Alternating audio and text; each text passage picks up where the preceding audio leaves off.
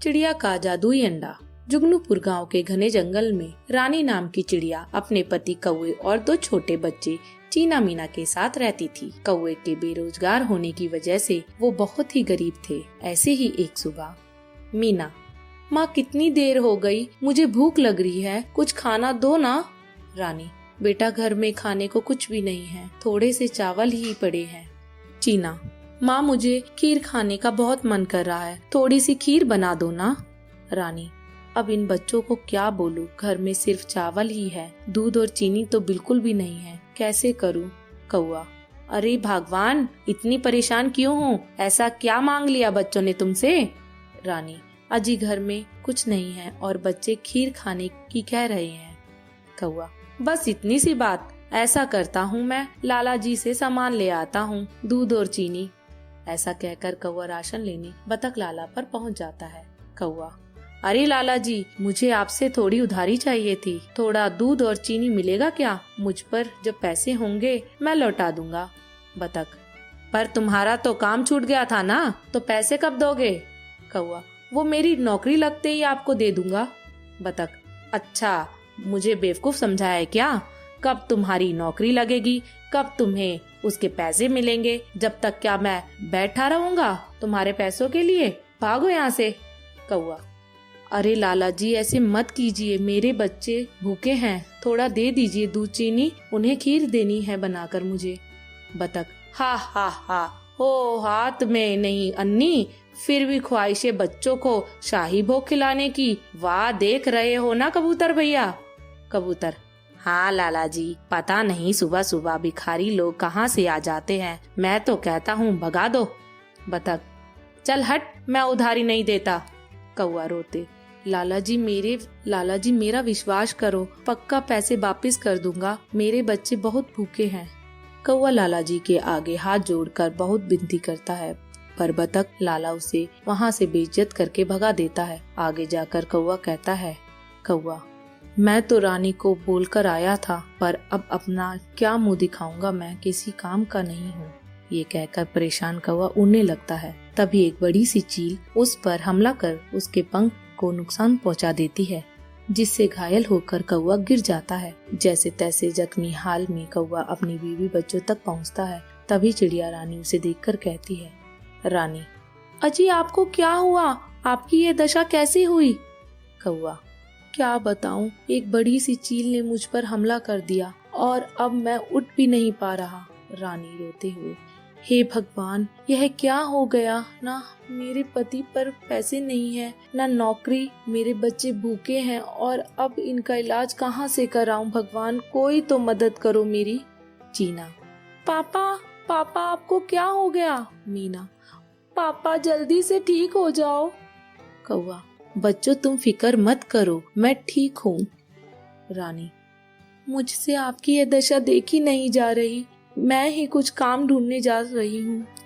चिड़िया रानी काम ढूंढने जाती है, पर उसे कोई काम नहीं मिलता। थक हार कर जब वह अपने घोंसले पर वापस आती है तो देखती है उसके बच्चों के साथ घोंसले में एक और अंडा रखा था, जो कि बहुत चमक रहा था। तभी रानी कहती है, रानी, चीना मीना, अंडा कैसे आया हमारे घोंसले में, ये मेरा तो नहीं।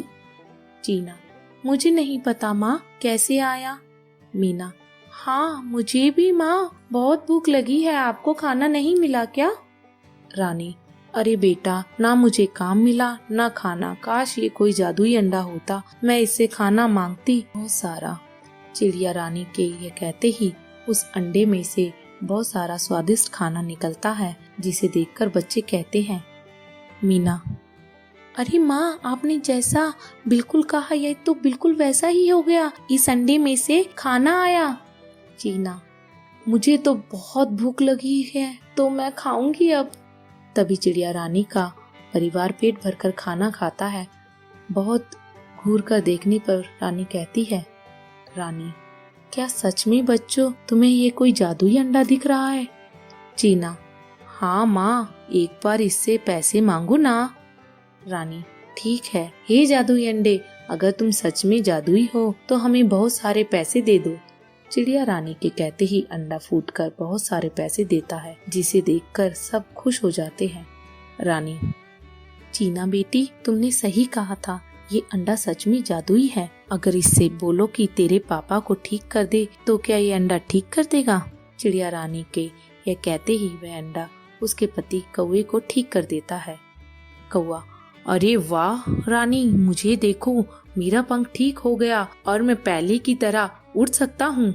इस तरह चिड़िया रानी उस जादुई अंडे का इस्तेमाल करके अपनी सारी परेशानियों को खत्म कर देती है। चिड़िया का जादुई घोंसला। चमनपुर के जंगल में एक प्यारी सी चीना चिड़िया अपने 2 बच्चे चुन्नू और मुन्नू के साथ रहती थी। तभी तेज तूफान आने से उनका घोंसला डगमगाने लगता है। चीना, चुन्नू मुन्नू बेटा, बहुत तेज तूफान आ रहा है, लगता है हमें घोंसला खाली करना पड़ेगा। चुन्नू, पर माँ, अगर हम कहीं और जाएंगे तो हमें तूफान में चोट लग सकती है। मुन्नू, हाँ माँ, चुन्नू ठीक कह रहा है। ये सुनकर चीना चिड़िया तूफान से बच्चों को बचाने के लिए अपने पंखों से बच्चों को ढक लेती है। कुछ देर बाद तूफान थम जाता है, पर उसका घोंसला बेहद ही कमजोर हो जाता है, जिससे घोंसले का एक एक तिनका गिरने लगता है। मुन्नू, माँ, मुझे बहुत डर लग रहा है, ये तो टूटता जा रहा है। चुन्नू, हाँ माँ, अब हम इसमें नहीं रह सकते, हमें खाली करना होगा। चीना, बेटा तुम परेशान मत हो, मैं अभी घोंसला बनाना शुरू करती हूँ। ये कहकर चिड़िया एक एक घास और तिनके को ढूंढकर घोंसला बनाना शुरू कर देती है। 4 दिन बीत जाते हैं, उसका घोंसला बन जाता है, जिससे उसके दोनों बच्चे उस घोंसले में रहते हैं और कहते हैं। चुन्नू, अरे वाह माँ, ये तो पहले से भी ज्यादा मजबूत घोंसला बनाया है आपने। चीना, हाँ चुन्नू बेटा। मुन्नू, माँ बहुत भूख लगी है, कुछ खाने को लाओ ना, सुबह से कुछ भी नहीं खाया।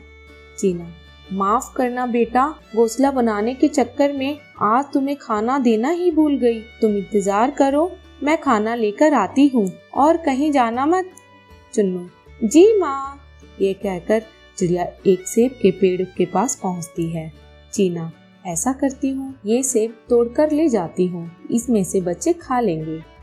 चीना चिड़िया सेब के पेड़ से सेब को तोड़कर अपनी चोंच में दबाए घोंसले पर लौटती है तो देखती है कि उसके बच्चे रो रहे हैं और एक जालिम कौवे ने उसके बनाए घोंसले को चोंच मार मार कर बेरहमी से तोड़ दिया है। तभी कौवा कहता है।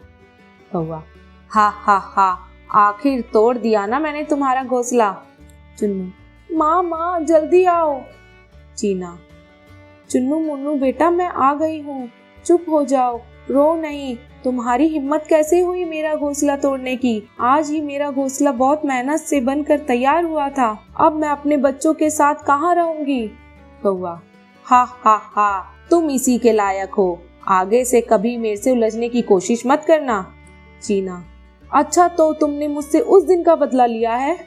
कौवा, हाँ लिया है, मेरी बात माना करो वरना ऐसे ही परेशान करूंगा। जानती हो ना, इस जंगल के सारे पक्षी मुझसे डरते हैं, तुम भी अपनी हद में रहो। चीना, हद में तो तुम रहो अपनी। कौवा, अच्छा अभी बताता हूँ तुझे। वो काला अड़ियल कौवा चीना चिड़िया को धक्का देकर और उससे सेब छीनकर भाग जाता है। उसी दौरान चीना चिड़िया के सर पर चोट आ जाती है और कहती है। चीना, अड़ियल कौवे, तूने मेरे बच्चों के साथ जो किया है और मेरा घोंसला तोड़ा है, उसके लिए मैं तुझे कभी माफ नहीं करूंगी।